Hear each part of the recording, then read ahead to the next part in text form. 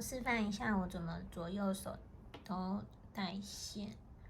那这边是左手，然后右手。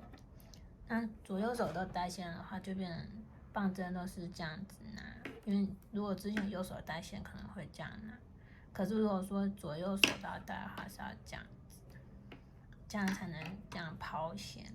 所以我这样子，右边、左边。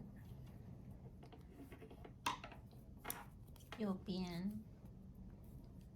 左边，这样。那如果我要渡线的话呢？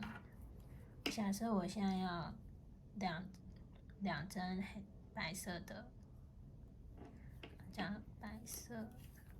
我黑色要渡线的话，渡线的都先放在上面，那再织主要的颜色，这样子。这样它就会一起带过来，不会留在原地。你再织一针下去的时候，黑色的线就会一起过来。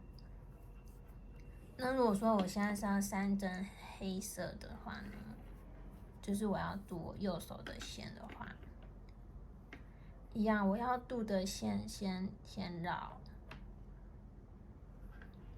然后再织我要的黑色线，然后再把刚刚白色线再放回去，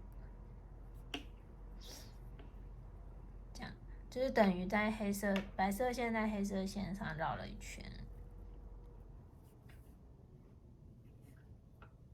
然后拉紧了，不然白色线会跑出来。好，再看一次怎么渡白色线哦，就是右手的线要渡的话，先绕不要渡过去的线，再织你原本要的，然后再绕回来，这样就带过来了。